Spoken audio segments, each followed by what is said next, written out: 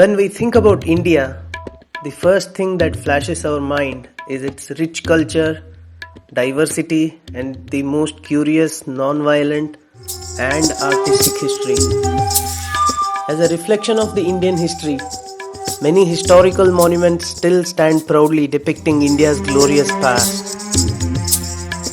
Many of these monuments have been successful in attracting the worldwide audience with their glory, beauty, art, and easily reachable locations.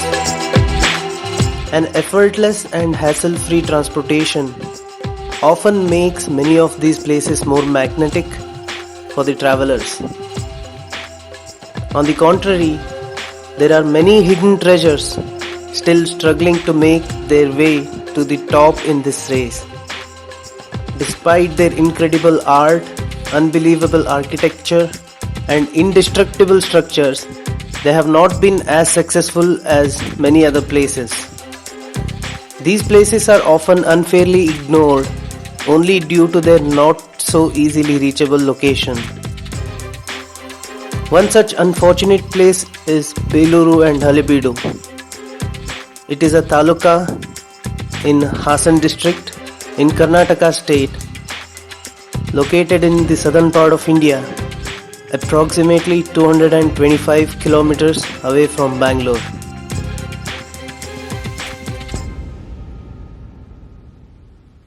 From Bangalore, you will get direct buses to Belur. However, these buses are very few, hence it's a good idea to go to Hassan, which is 183 kilometers.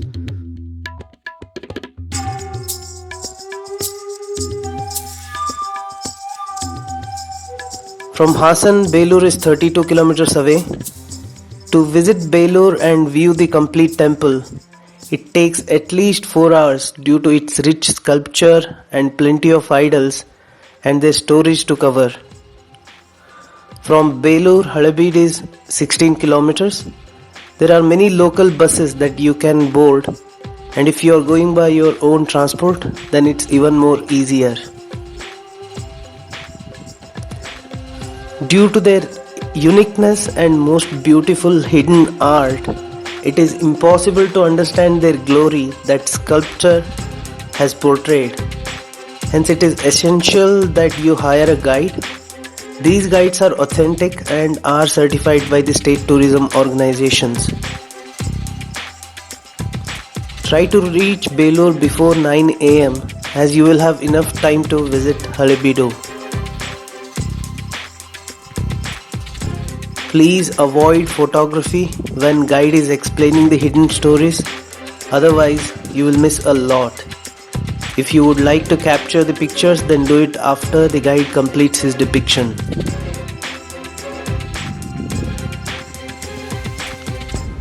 Belur and Halebidu were once the early capitals of Hoysala's empire. Channakeshwara temple is the main attraction in Belur. It was built by King Vishnuvardhana as a memory of his victory over Cholas in Talkadu. It is said that it took 103 years to build this temple.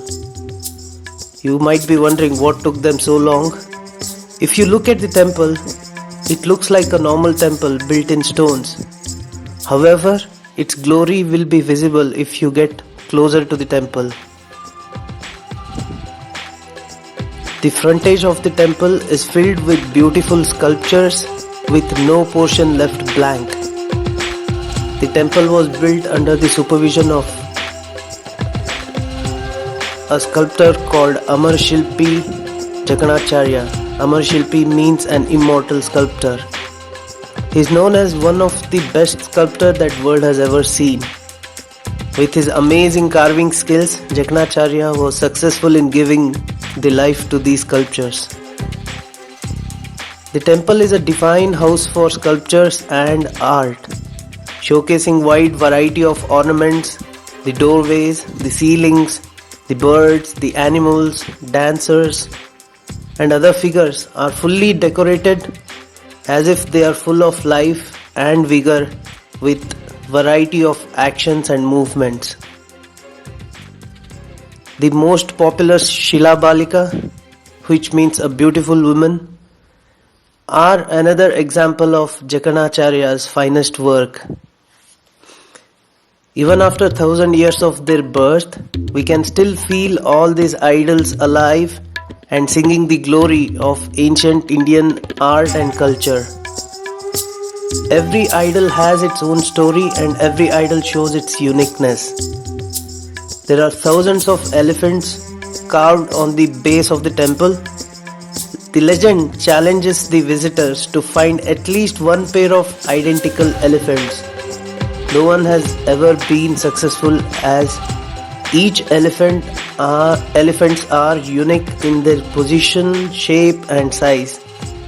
They certainly take something more than just carving.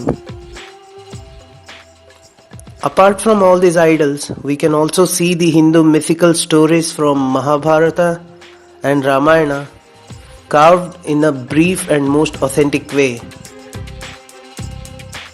We can see Dashavataram, 10 reincarnation of Lord Vishnu. All these sculptures are perfect angles, proportionate sizes, incredible details and some even have magical touch which can be seen when sunlight falls on them. Located 16 kilometers away from Belur, it was another capital of Hoysala's empire. Hoysaleshwara and Kedareshwara, Lord Shiva, are the main attraction in Halebidu. Both the temples stand on the same base. It is said that Ketamala, the army general of Hoysala, King Vishnuvardhana, built these temples and attributed them to the king. These were built under the supervision of Kedaraja, another sculptor, a very popular one. It is certainly as beautiful as Belur Chanakeshwara temple.